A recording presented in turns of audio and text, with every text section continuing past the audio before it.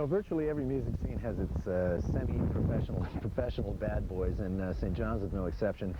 In this case, I would say, I think, probably without fear of contradiction, that the local band that fits that description is the band Bung, who've been together for quite some time and are well known as miscreants and yahoos. It's all the dance we're playing. It's a role that we put on, and it's a faded coat somebody handed down into a hand there. And everything we're saying, it's all been said and done. Down streets are rolling, shiny seats, nobody understands it. Let it all fall, let it all fall down.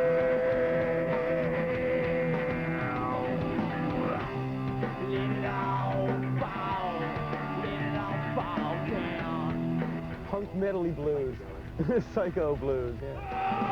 I ain't so need a crew. I'm always wanting more. My conduct got to go. That's the only thing I know. I'm having so much fun. I don't trust anyone. You carrying a gun. You don't know what I've done. Pushing 4 years. We've been 4 years now. The winner. Yeah. Yeah, this incarnation of this band, we've been at it for. Look at us. How long do you think we've been at it?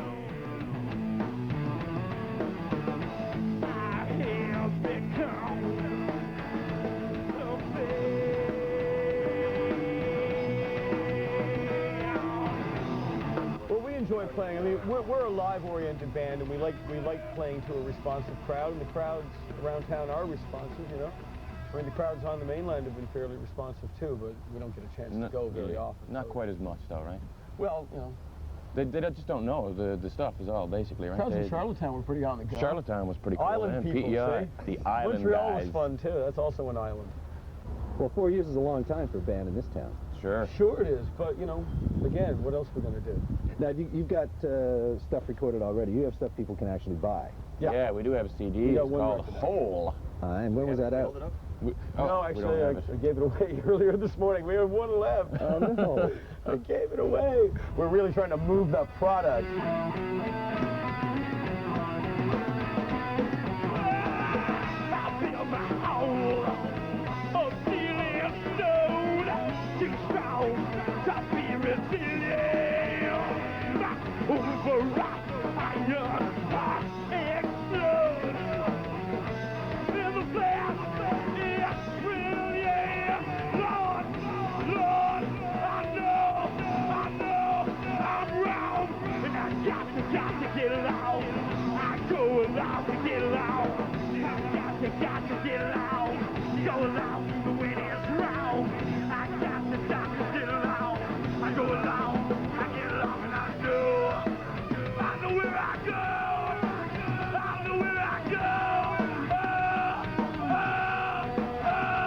If we could change something about the way things work in the music biz here, what's the thing that you think is most needed to help people out here?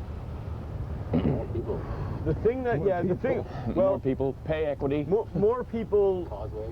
Well, certainly larger. I mean, I think it's hard for, you know, small town, small time. I mean, not for lack of talent or anything like that, but you know, for lack of exposure and international hype to become international superstars, or to even be majorly appreciated in their own place, right? Like we're living in the age of the megastar. You can take whoever you want home on CD for $20 and have them forever. You know, people don't go to plays because they can rent movies and watch $40 million worth of production. You know, it's fun. There's nothing wrong with it. Like, everything's happening. The band's playing. Bands are playing. Theater is still happening, but I mean, you know, you're asking if it could be improved somehow. More audiences is really all it would take, and that would gel everything together. Because you can't really make a living at it. You know, people play, and they play for nothing a lot.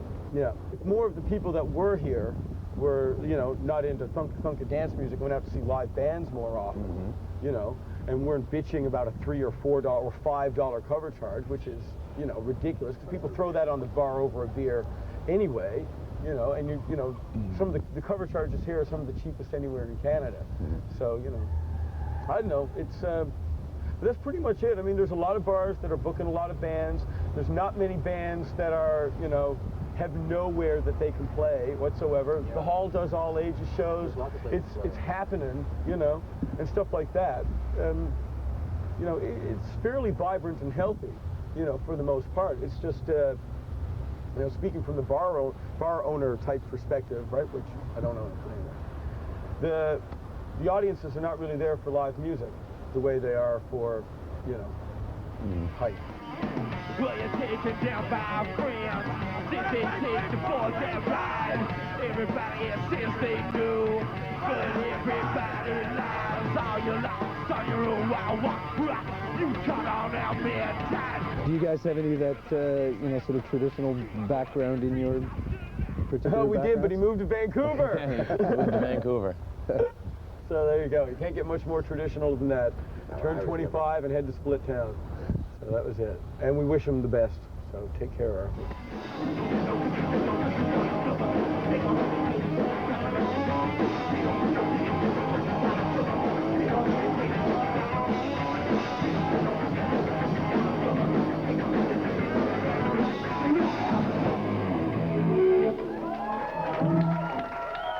You know, there's not a lot of women in rock who really tell you what they're thinking. And if you've been around Atlantic Canada, or, you know, specifically St. John's, if you've ever run into the Lizband, you'll know that Liz Picard is not one of the women that doesn't tell you what she's thinking. She always tells you exactly what she's thinking.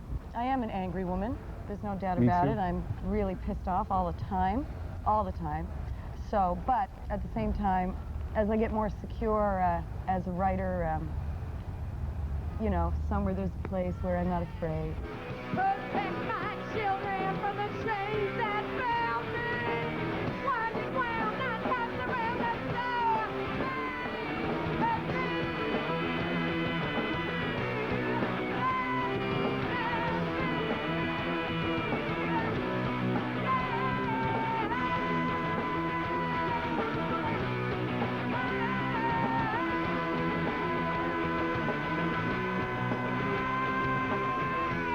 I don't know, it's like I couldn't write anything unless I felt really passionately about it, and I really didn't start writing until not very long ago, a few years ago. I was like 26, 25 or something like that. 18, definitely 18. I was 18, and so the first stuff that came out too, because it's like a big risk to go out with all that power behind you, so the stuff that I wrote about, I felt very passionately about, and a lot of it was stuff that made me mad. Inside me there's a desert. My heart's become a stone. How hard I cling to my hurt. All my garden's overgrown. My brain is bent on vengeance. My blade is true and sharp. My hand is raised and ready to pierce your human.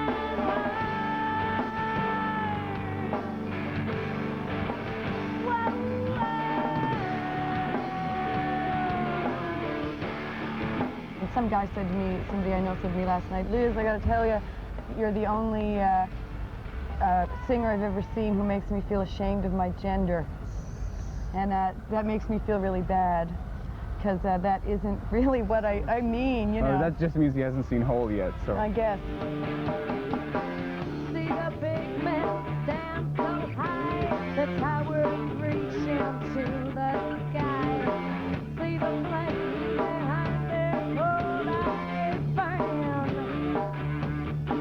There's warnings along the horizon, and the signs of line of time keeps grinding on. But where there's no will, there's no way, there is no returning. I mean, a lot of people I know that love the band love it specifically for that reason. For the anger. Yeah. Well, And certainly a lot of people you see standing in the front row of the show are definitely there because they're listening angry. to what you're saying. Yes. And yeah, they're just... well, first of all, there's not a hell of a lot of women writing about being women and about... There just aren't. There's no women. I was watching Annie Lennox on Saturday Night Live, and I was almost in tears going, thank that there's Annie Lennox. There's no 45-year-old women up there doing it. I mean, there just aren't. And not in Canada. And it's really wonderful to be there sometimes. Now, it happens with lots of other bands too, but just to have a sea of women standing in front of you listening to what you're saying. Not that what I'm saying is only for women, but I'm gonna now write a love song to men after Buddy said that to me last night, just to get it straight, right?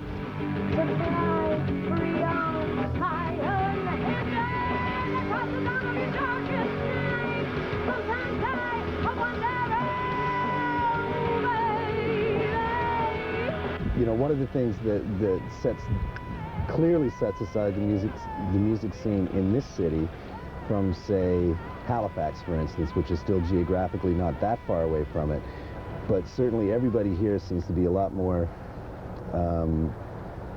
Aggressive? Well, certainly that, but you know, the political awareness, and I'm not just talking about political, but every other kind of political scenario you want to pull in. Everybody seems to be involved in that here, whereas, you know, the Halifax, it's a lot poppier, it's a lot happier, it seems. People are writing, you know, relationship songs. They have a lot more metro buses and people are better stuff fed, like that. and well, see, we're an island, we're a rock, and we are surrounded by the North Atlantic, and we're the poorest province in Canada, and we are stuck here, right? We're not a part of the mainland. Newfoundland has a really, always has and still does have a really strong nationalist sense about itself. We have the advantage of being once removed from everything, and we're observers, and I don't know, we think a lot of stuff is bull, I think. Do you have anything coming up shortly? Recordings you're working on, touring at all? Okay, we have a record in the can up in Toronto at Bob Wiseman's little chateau in Caledonia. And, you know, he's looking around for some support for that, and that's going to be released either at the same time or just after the first record. The stuff with Bob is really nifty and different and very different, wacky sort of, but we want to release our first record more definitive of what we do. Yeah, like like a small time, just a limited run like the last one. Yeah. And then maybe by the time that's all gone, we can release Bob's version on a grand scale where everybody can hear it, not just the people in St. John's, and you know, from there, I guess. Yeah, we want to tour. We're the slowest band in Canada. There is no disputing it. Nope. And it's like there's no sense of time in Newfoundland. Like, you know, there really isn't.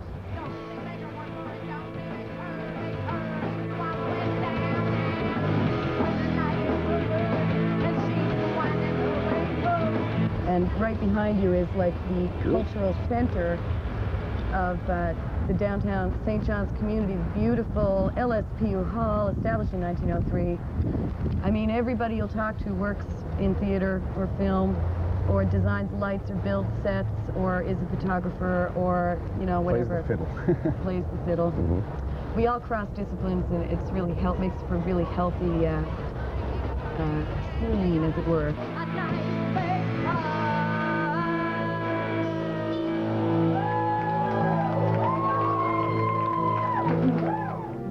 CD release, and you know something? Old guys don't necessarily just fade away. Oh, sorry, not old guys, mature guys, guys who've been around for a while.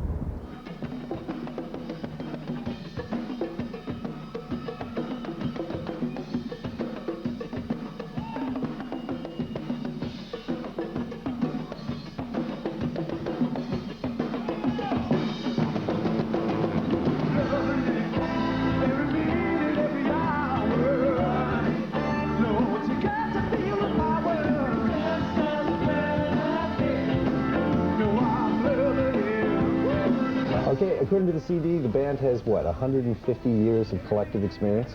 That's maybe more. That sounds, it's about right. Today it feels like 188, but...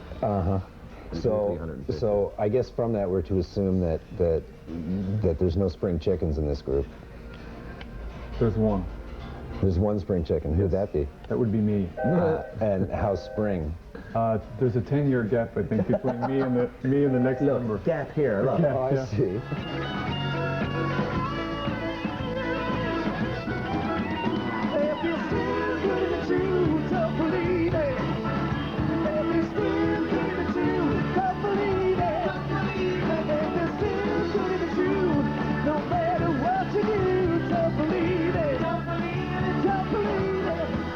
all work together in different configurations.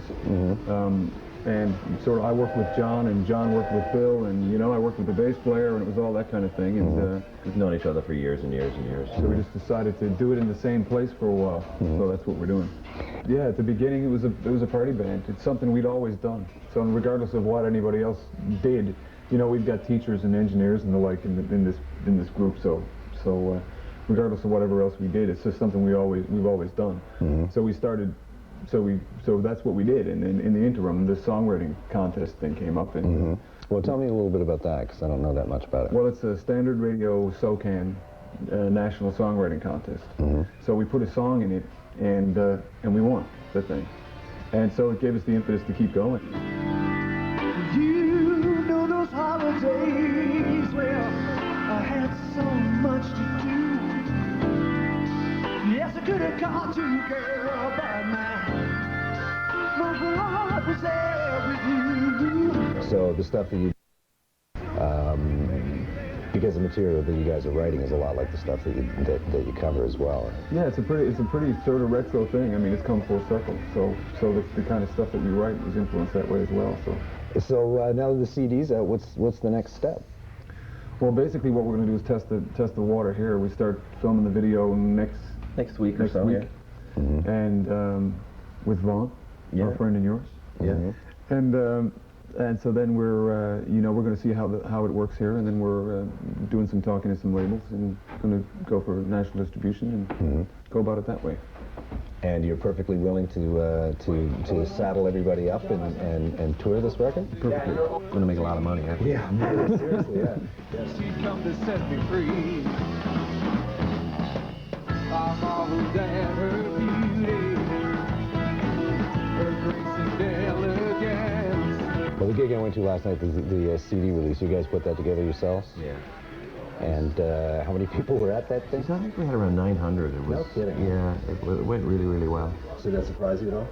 Or you figured, yeah, we're that popular, we'll book a room that size, and for sure it'll be full. No, we were hoping on like 200 or 300 people, and they said we'd be happy with that. Gee, they came out of the woodwork. It was great. The fact that we have 40 people in each of There was a ton of families that came in. it's the whole Newfoundland Irish Catholic thing. You know? I see, right, yeah. What to do, don't believe it, don't believe it, don't believe it. If it's too good to be true, don't believe it. If it's too good to be true, don't believe it, don't believe it. If it's too good to be true, no matter what you do, don't believe it, don't believe it, don't believe it.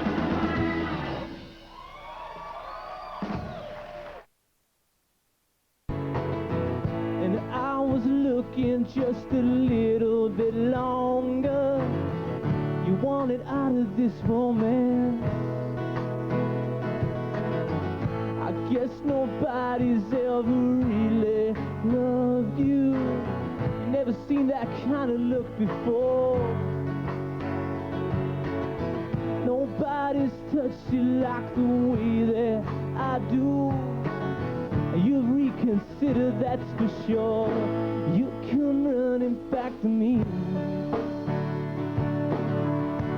You come running back to me.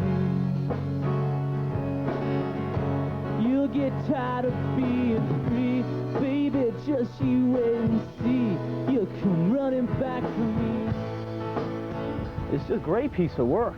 You know, and Rabbits, I mean, well, it was great like a long time ago. This was put here like in 1835, I think it was. It was put here for the children to play on and everything by Sir, what's his name? Sir Edgar R. Bowering, in memory of the dear little girl who loved the park. So you used to actually hang out around here as a kid? I climbed that thing ever since I could climb. Ever since I could climb, I've been climbing that. Bet you're creeping through every night. Something spoiling your appetite. I bet your mother could point you to the sky. Pass your greetings to ones who fell, and spread expressions before they melt. But just remember they're cold enough to cry. At this particular point in your life, where are you anyway with this career you've got going? Well, we're going to be on a CD compilation called the Great Atlantic Canadian Kitchen Party out of Halifax. That'll be available across the country. It'll be out in late August. I got 2 songs on that, and I'm going in to record my record in a couple of weeks. And so that will be out. Pardon me? No, go ahead. That'll be out in October, hopefully, in late October. And that will be followed by, you know, extensive, grueling touring schedule, I'm sure, you know. Now, have you had record companies sniffing around after you at all? Yes, there's been several record companies sniffing around. Hopefully, we might be able to come to some kind of agreement by this time next year. I'm not in any big rush to sign anything, you know, as such, sign a record contract. But hopefully, I want to get my first record done so they know who I am. They probably won't, you know. In that case, I'll say, well, this is who I am. Do you want to work with me or not? As opposed to saying, well, maybe you should. You kind of seem to me to be, you know, country crossover or something, which would kill me, you know, because, well, I like country, but not as much as rock and roll. You'll come running back to me. You'll come running back to me. You'll get tired of being free, baby, just you wait and see. You'll come running back to me. So when did you start writing your own material? I started writing my own material when I was 16. I started like writing in my bedroom or whatever, and I continued to do that until I felt that the material was strong enough to play in public, you know, which took a couple of years. Because, I mean, you know, when your influences are the Beatles and Tom Petty and Neil Young, I mean, you gotta have, you know, you gotta feel that your stuff is, you know, good enough to be for people to listen to. So it took a while to get around to actually crafting out what a song was, instead of starting off a song and drifting off into like a chorus, a bridge, and a verse. And if there was another kind of part of a song, I'm sure I would have put that in there too. But after a while, I understood actually what it took to write a song, you know. Like if you had to describe your own stuff, how would you describe it? Well, see, I don't really. People come to me all the time and say, well, you know, you really sound like Bob Dylan, you really sound like Tom Petty, and I mean, how can I sound, I mean, I love those guys, but I mean, they're just absolute, they're magic, you know, they're just fabulous. So it's nice for people to say that, but I guess it's because my voice is not trained. I'm just sort of kind of, instead of going like la la la la, I go like la, because I don't know where the notes are. So I end up sounding like non-singers, like Elvis Costello and Tom Petty and these people, because they're not really trained as such, you know. They don't use their breath and their diaphragm or nothing. They just go out and, you know. So I guess it's kind of close to that, right?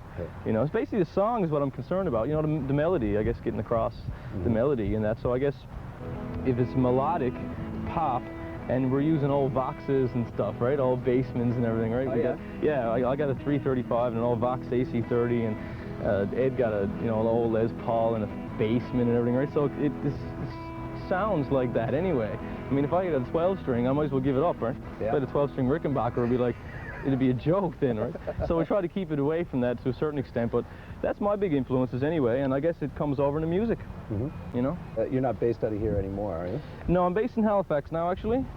Been up there since November, and it's been really good. Lots of support, having a really good time there. Yeah, I love it. This was a career decision, I assume? It was, yeah, it was a career decision based on just, you know, being closer to the industry, basically, and kind of a stepping stone to Toronto, you know, because I guess if you want to be successful with your record and everything, you have to be where it's all happening, you know. You know, kind of get everything happening. So that's a difficult thing to do in St. John's, I assume. Well, yeah, I mean, there's some management here, but I mean, it's kind of, a lot of the acts they're managing are away all the time anyway, but they're trying to maintain living here. But I think those people are like kind of in a kind of circuit where they can travel, you know, because I can't, I mean, well, I can still travel standby, which helps a lot, you know, but that's going to be cut off next year when I turn 25. Uh-oh. Right? And I've got some reasons that you don't believe. You've got some reasons why my reasons crawl. And I've got some reasons why your reasons fall. But reasons that can't be solved. Reasons they make things bold. I've got my reasons, you got your reasons too.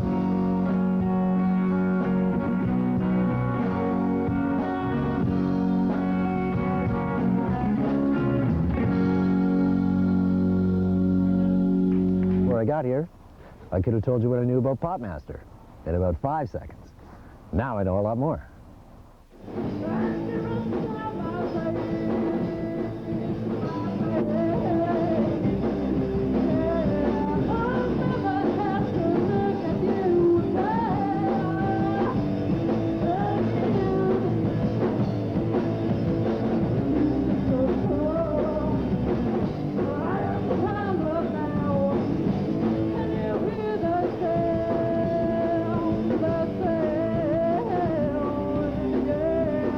I'd be busting the damp moves, you know what I'd say? I'd be busting the damp moves, okay?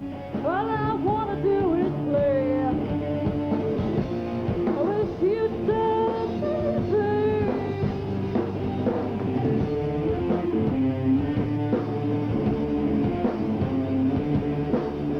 Myself and Tony and Natalie and John got together and formed Potmaster.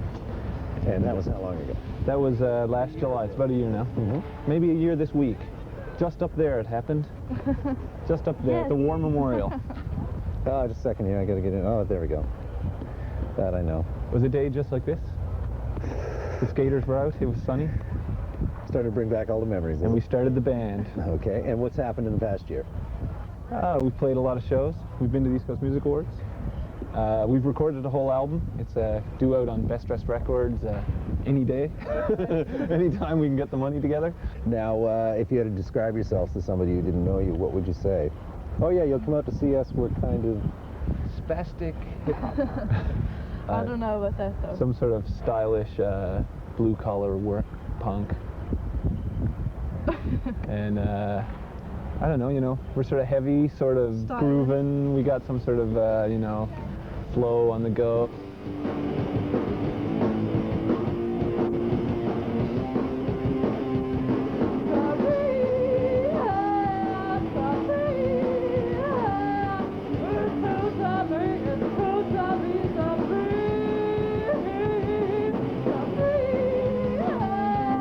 So what are you writing about most of the time, Natalie? Oh, no. Style. Style. No, I don't know, just how I'm feeling certain times. About deadly gear, man. We write about deadly gear. The Temptation of Natalie McPotmaster, which is actually named because of the East Coast Music Awards this year. Natalie went and introduced herself to Natalie McMaster, and she went up and said, "Hi, I'm Natalie McPotmaster," and Natalie McMaster didn't get it. Very much afraid. So now we wrote a song called "The Temptation of Natalie McPotmaster." While we're standing here, why don't you explain to those who haven't been here and don't know exactly where we are? We're go ahead. Harborside Park. Do you want to? Well, this is the in the actual details? park here. The right? actual park there, and behind us here, we got the harbor.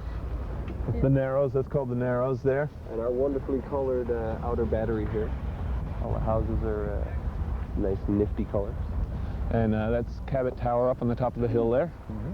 And that little pointy hill to the left of Cabot Tower, that's Gibbet Hill. That's where the hangman's platform used to be, the Gibbet. That's where they used to hang people in town, so you could see them swaying. There's an artist in town actually who wants to put a big statue, a big bronze cast statue of Jesus up there. So that could be pretty cool if that happens. I think that'd be like sort of St. John's, the next Rio or something like that.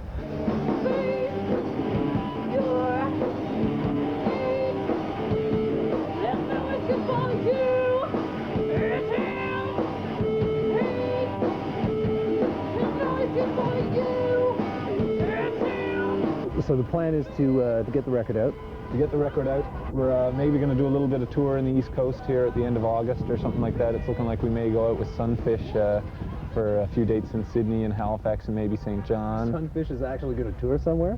They're actually going to tour somewhere. Jesus. Maybe only 3 places. I've been trying to get those guys to do that for about a year and a half. But they may go with us, and we've been, just today, again, we got invited to the Pop Explosion in Halifax in the fall, so we don't really know the details on that yet, but, you know, they told us we're on the list to play, so that's cool. So you're totally up for the idea of getting in a truck and just drive? Oh, yeah, yeah. I like to drive, I like to play. 2 good things to do together.